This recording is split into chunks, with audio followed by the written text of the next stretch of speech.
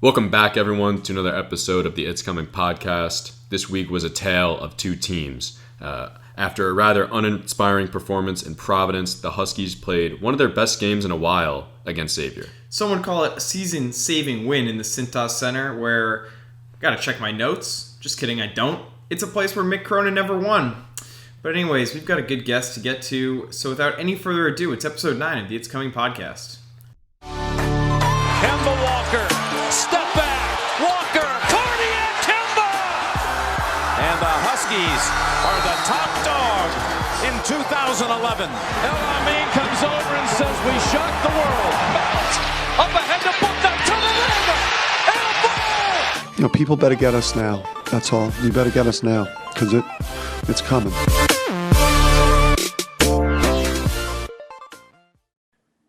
And now we are joined by fan favorite, former UCTV member, now an alumni, Jake Ferrari. Jake, how are you? I'm doing well. I miss doing this with you guys, so thanks for having me on. Yeah, I don't want to get you fired, but working for the state probably just isn't as fun as, being a part of UCTV anymore. But we're glad to have alumni's perspective. You were always very even-keeled, always very realistic fan, never got too high about wins, too low about losses, but just want to hear, what's it like sort of watching the UConn men's basketball team from an alumni's perspective? Well, I'm kind of jealous because I was literally there for probably the worst 4-year stretch of UConn basketball since before Jim Calhoun arrived in stores. So, I mean, it sucks that you guys can't attend games and whatnot, but still, I'm sure just the vibes around campus are better just because the team is good. Something I really didn't get to experience except for 3 weeks in February last year. So, yeah, and how old does this make you feel now that you're watching as someone who's going to have to pay for your tickets again? It's gross because now everybody on the team is younger than me, which I have not experienced before. So it feels weird talking about kids that are younger than you, but you look up to them at the same time. I've always been a child watching my idols. Now they're younger than me. So I feel, a little weird, but I'm going to have to deal with that. It's going to be worse when I'm 40 and every professional athlete other than Tom Brady is younger than me. So at least from what we know, you aren't hiding behind some random avatar on Twitter, rage tweeting after, every bad thing that happens. So that's a good thing. Hopefully, as you move into your late 20s, that doesn't become a new thing for you, but kind of doubt it. So anyways, let's jump right into the Xavier game. It's really the first time we saw the Huskies play up to their potential in a while. What were your general impressions of the game? Well, it was refreshing to see after such a dreadful performance the previous game against Providence. They seemed all out of sorts in that game. And, the game against Xavier really seemed kind of like a make or break game. If they're not going to win that game, then they're just probably not going to win anything until Book Night comes back. And, we're all hoping Book Night comes back for the Providence game, the next Providence game, but, not a guarantee at this hour. But, it really just starts with the offense. The defense is going to get the job done. It really depends on what the offense does. And I like that they picked up the pace. Just thinking about the things Hurley had said in press conferences, kind of how, we need to win a game in the 60s, we need to keep the game in the 60s if we want to win. I kind of disagree with that looking back on it because the defense is going to do what it's going to do. And on offense, you're not a good offensive team, so you need to turn the pace up and you need to get more shots off. Just the law of numbers, shooting 40% over 60 shots isn't going to be as good as shooting 40% over 75 shots, right? So it was good to see them getting shots off earlier in the shot clock. And I hope even when Book Night is back that they keep that mentality, because even when Book Night was playing, it kind of seemed like they were just relying on him late in the shot clock to work his magic.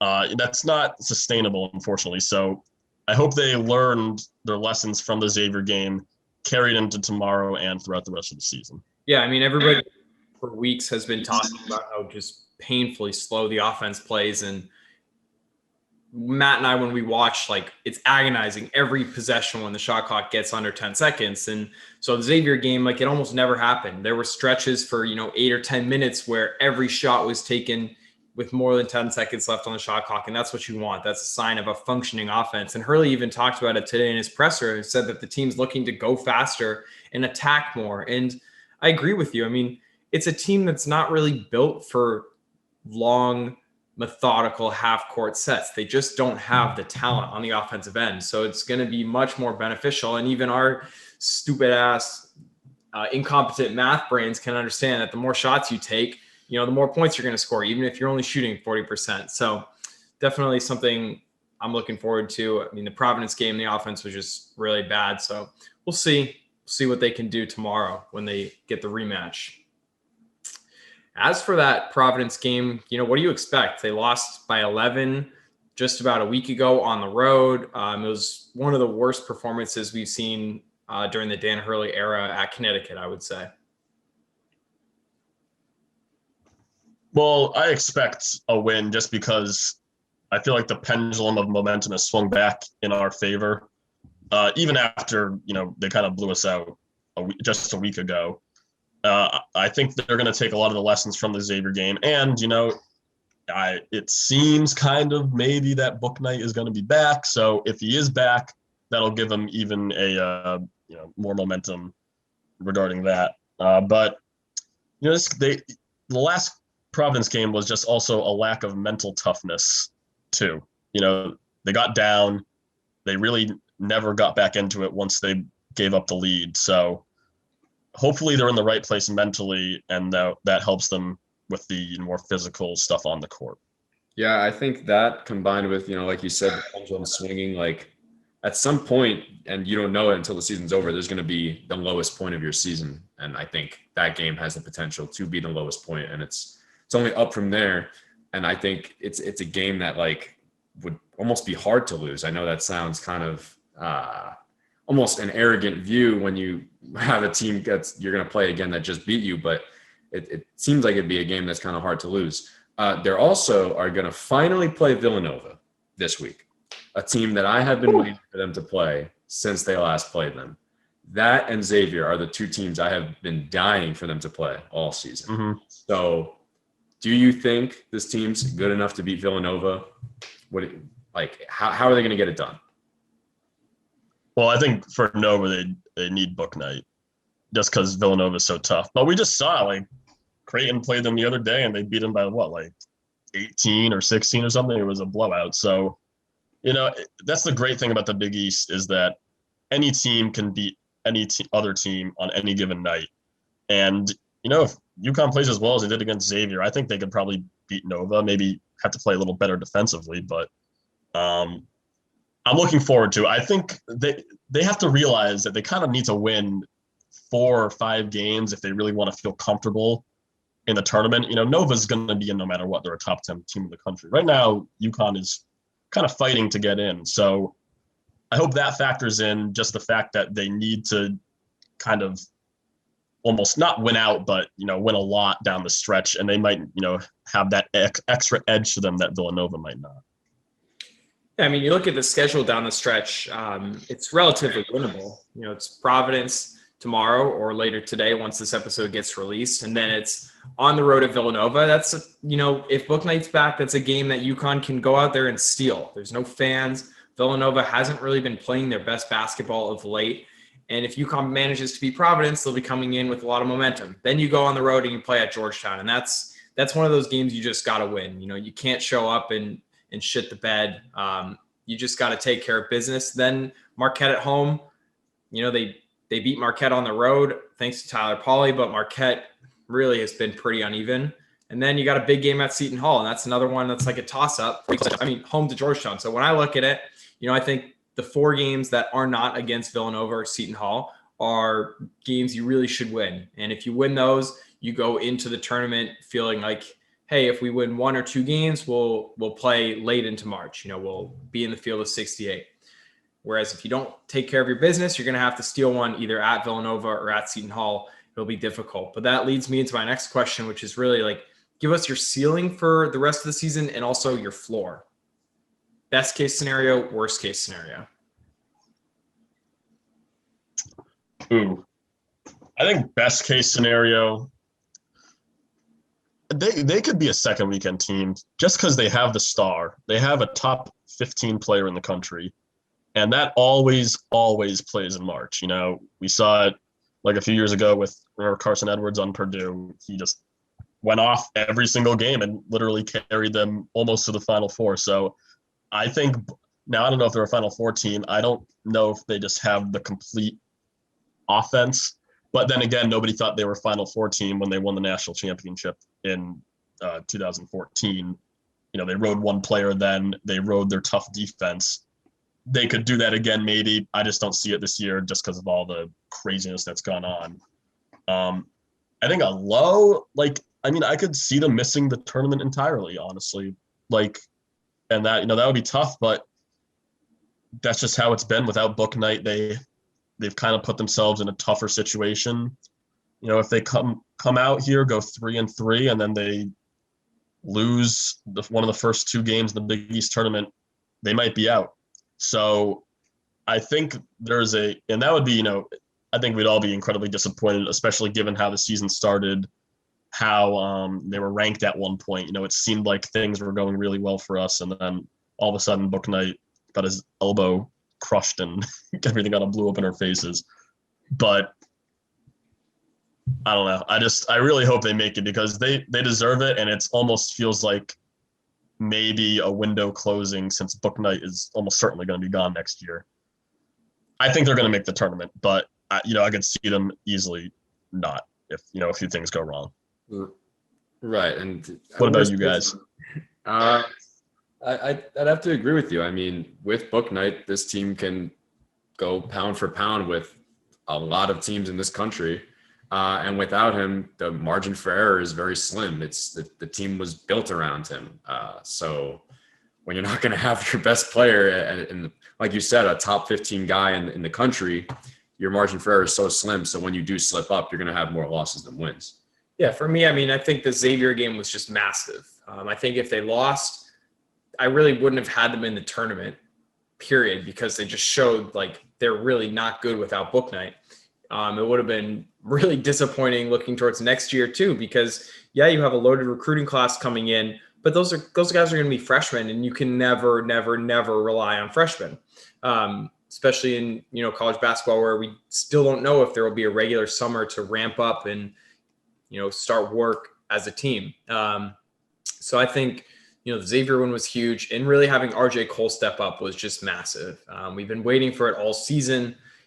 He's had his moments. He's, been a solid point guard, but he really shot the lights out. 5 of 7 from deep. It was impressive. And, RJ is a guy who's probably going to be back next year. He's going to be your senior point guard / shooting guard. He's going to be probably your alpha scorer, and they're going to need him. So when I look at, ceiling, like you said, who knows? They could make a run with James Book Night in the NCAA tournament. And floor, I think the floor is a little higher right now. I think they're going to be in the NCAA tournament. I hope they win, at least 2 games in the Big East tournament. I think that'll probably be a little bit of a stretch, but if Book Night's healthy, I think they're definitely a top 3 team in the conference. But Jake, we want to move on now to a little bit of rapid fire for you. Just some segments we do every episode. So we're going to put you on the spot a little bit here. So first, this one might not be that difficult. We're going to give us your MVP of the week. I'm going to do I feel like RJ Cole. I'll give RJ Cole because he had 3 good halves in the past week. Second half against Providence wasn't great, but he was my guy. This is supposed to be rapid fire, but now I'm going to talk more. Sorry. He was my guy before the season. I was like, this guy's going to be the second option. He's going to be really great. Hasn't met the expectations, but now I'm kind of seeing it, and it gives me more hope for next year because they're going to really need him next year. Next one is, what has been your play of the week, or since this week didn't necessarily feature the most exciting plays, your play of the season? Ooh, play of the season is I love a good windmill dunk, so I like the Book Night windmill. That got me fired up. Play of the week, I'll give 2 plays. It's when in the Xavier game, they had 2 consecutive and ones, and they all got fired up, and Hurley was like running up and down the bench.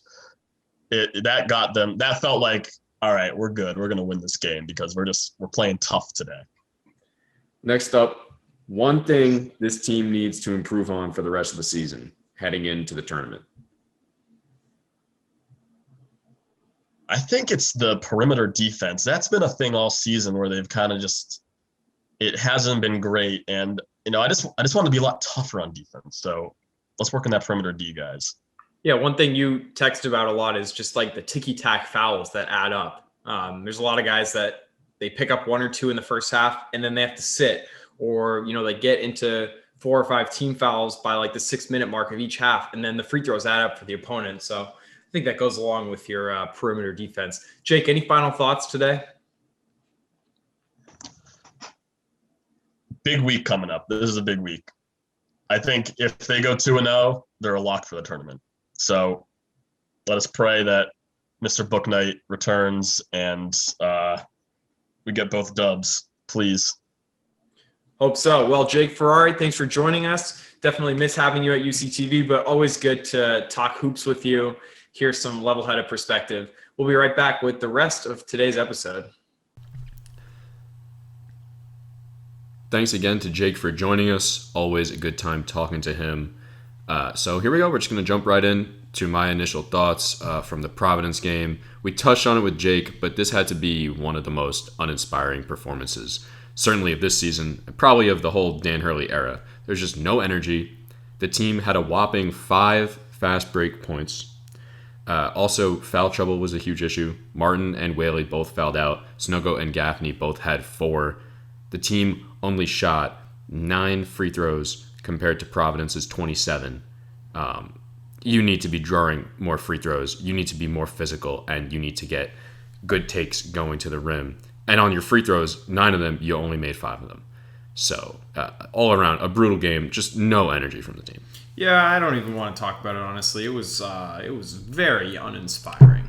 Let's move on to something better. Xavier, Saturday matinee game, Fox, Donnie Marshall on the call. It was a good game. A lot of fun. Yeah, much better pace. It's nice to watch, especially with a guy like Andre getting 24 minutes, getting his first start of his college career, and him running the floor out there. Huskies have been, I think it was like 325 in pace for the entirety of Division I, so it was nice to see them playing with some life. You had 4 players in double-digit scoring, which the team needs so much of that with a guy like James Bouknight out. RJ, of course, balled out with 24 off the bench, draining 5 from 7 from 3. And also, a big thing from this game, there was only an 8-guy rotation, and I was a huge fan. Hurley only played the guys he needed to win this game, or, the guys he thinks have earned it or deserved it for this week or this game, and he had talked about that, a few media sessions ago about the practices and switching up bench and starting players. And on the flip side of that coin, though, I was really happy to see Carlton and Brendan Adams cheering the team on enthusiastically from the bench. It just shows they get it, right? They get this team aspect. They didn't play, but it reinforces the idea of that team mentality. Whaley played more like himself, right? 12 points, 10 boards, 5 blocks. Zach Fremantle scored 30 points, but that took him shooting 26 field goals and some free throws to get it done.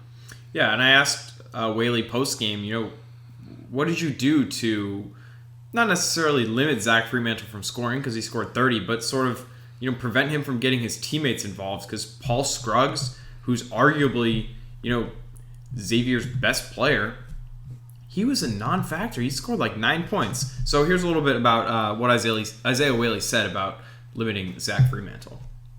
It was about just positioning on in the post and sending him to us offhand, or at least trying to send him off his offhand. He's a really good player, but we made adjustments, and we were basically just trying to make sure he didn't have any way to kick it out to a shooter, so we lived whatever he did.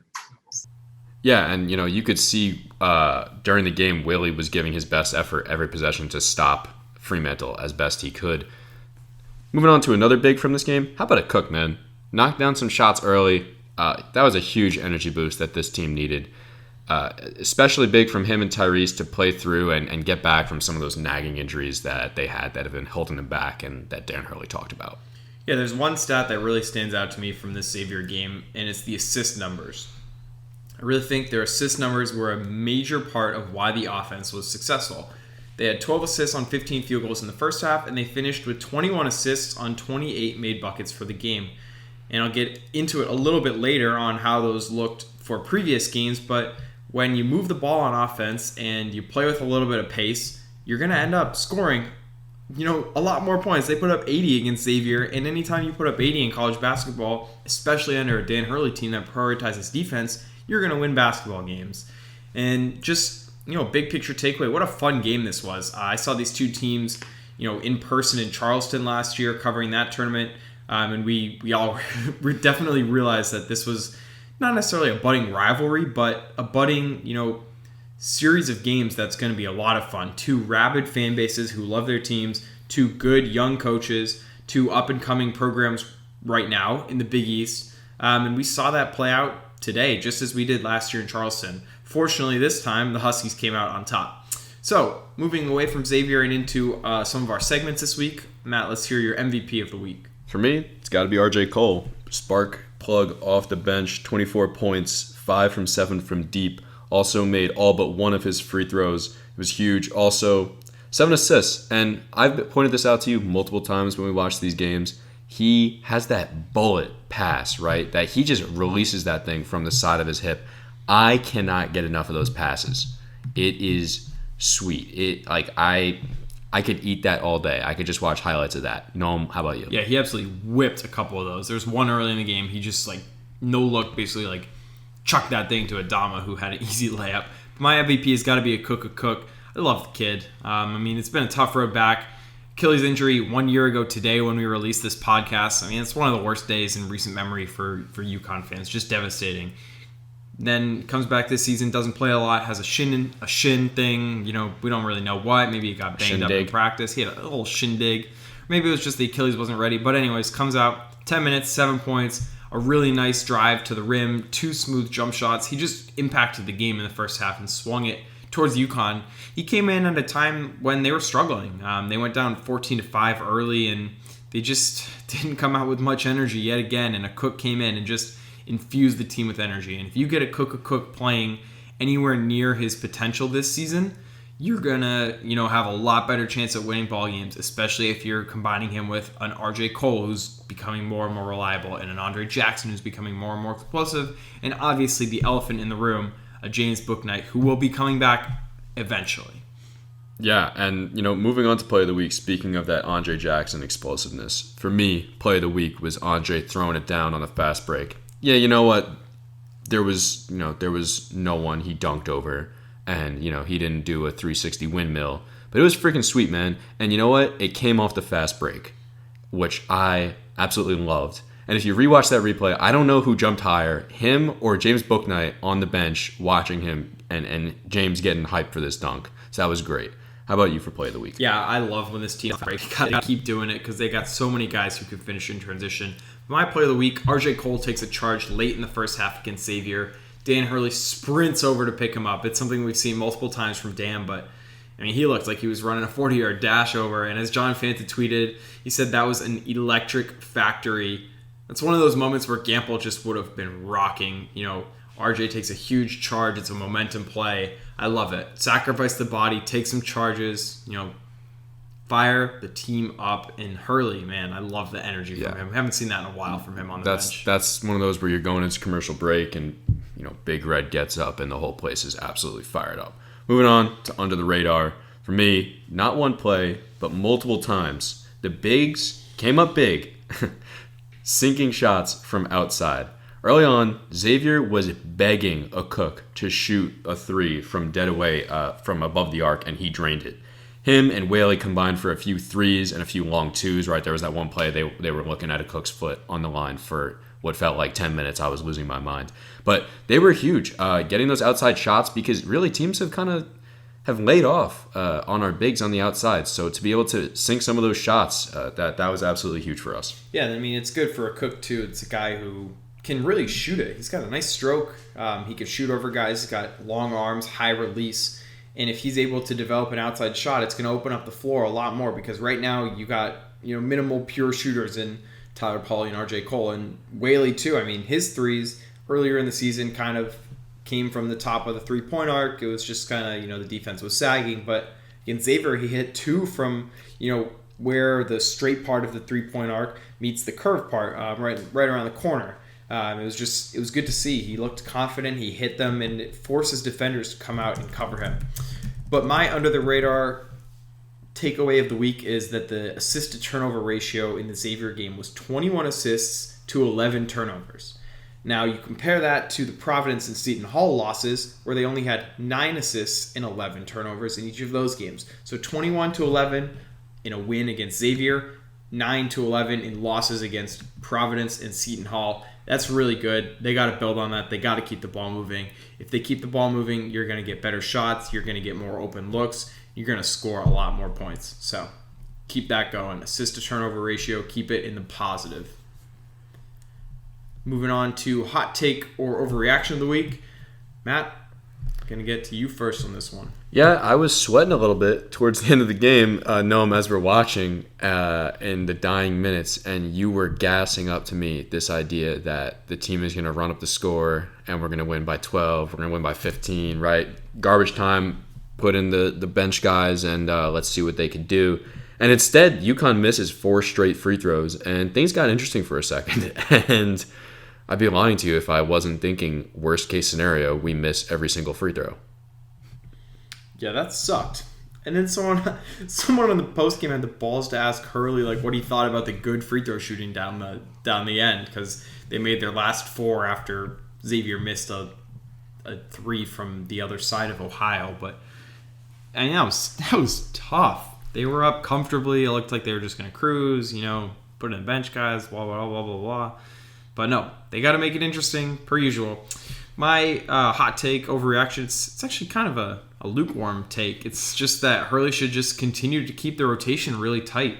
It pushes players. It keeps the most efficiency on the court at all times. And it doesn't lead to any wasted minutes. It's kind of like a bullpen game in baseball. You put in more pitchers and you have more of a chance of a guy screwing up versus if you have a starter going 7 or, a Blake Snell who's cruising in the World Series. You just leave him in and you just ride him, because as soon as you go to the bullpen, you just increase your odds of having someone screw up. And so kind of goes the same thing for this rotation. It was 8 against Xavier. It'll probably be 9 once Bouknight comes back. But, Josh Carlton and Brandon Adams just haven't been adding much lately. So for Hurley to shrink it down and keep it tight was something I'd like to see continue going forward.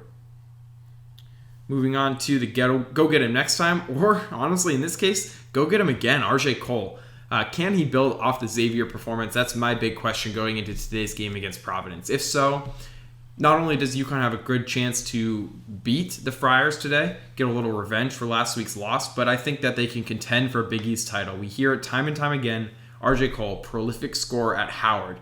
How has it translated to the next level in the Big East? It's been a struggle. He's put up 11 plus points in 8 straight games now, but he hasn't been necessarily the dominant scorer we came to expect. If he can continue to build off the Xavier performance, this team has a super high ceiling heading into March. Yeah, I'm really looking forward to that, and he's going to have plenty of opportunities in February, and then, like you said, come March, Big East tournament, possibly NCAA tournament, as long as they don't mess it up too bad here, and Bouknight can get back. But moving on, we already talked about Providence a bit, so I'm going to skip that and head into our Villanova preview. Like Jake said, they're going to need all hands on deck if they want to win this game, right? And we've seen the progression of this team against Villanova over the years. They had that 3-year contract with them before. The first 2 of those 3 games, they got the doors blown off, right? And that's what you expect, right? Those were 2 really not good squads that you're putting up against a team like Villanova. Last year was that excruciating loss, though, that gave birth to the famous "It's Coming" soundbite that this show is now named after.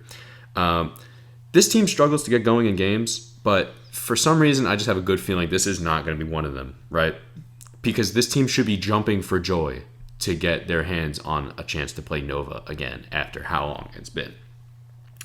Now, UConn has done a considerably good job all year of holding the opponent's star guards down, but this Villanova team has so many weapons that they can go to, right? Every single starter averages double digits for this team, so it's UConn has the best defense in the Big East. It's really going to get a good test on Saturday. Villanova averages the most three-pointers made per game in the Big East, so they're going to be able to stretch the Huskies out. UConn's defense on the perimeter has been a little sketchy as of late, so they're really going to need to pull it together. And we've talked a lot about this on the podcast, about taking bad fouls or those little borderline fouls. Noam, I know you like to call them the ticky-tacky fouls, right? Where like you're reaching in and literally what's the point? Because you never get the steal. There's no room for fouls like this against the likes of Gillespie and the rest of the team. They shoot 79.4% from the charity stripe. So if you're going to foul them, make it count. Yeah, and against Villanova, you're going to have to shoot the heck out of the ball. That's how Creighton beat them the other day. You got guys like Mitch Ballack just hitting everything in sight. In order to beat Nova, I really think you have to force them to push the tempo more than they'd like to, and that's not necessarily something that UConn can do, I don't think. So it's going to be tough. Ultimately, I don't think they can beat Villanova without James Bouknight.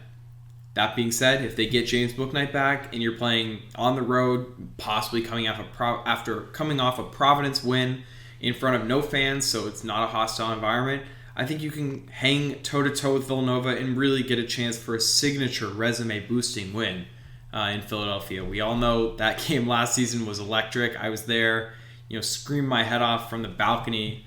Dan Hurley could probably hear me, honestly. It was exciting. It was really what we should be looking forward to in terms of Big East basketball when fans are able to come back. And UConn Villanova, we all know it. They recruit the same guys now. Hurley's poaching guys from Jay Wright's backyard. This is going to be a rivalry for years to come. And Saturday will be chapter 1 of the new Big East series of UConn Villanova games. Now we're going to move to our last segment, which is our Hurley Juice Sound of the Week. We're guaranteed nothing tomorrow. Success isn't guaranteed or owned. Success is rented. And we've got to earn success tomorrow by coming out like the team we were on Saturday. Thanks for tuning in to episode 9 of the It's Coming podcast. Huskies host the Friars this afternoon, and they will travel to Villanova on Saturday. Thanks to Jake Ferrari for joining us. And for Matt Gepford, I'm Noam Watt. Have a great one, everybody, and go Huskies.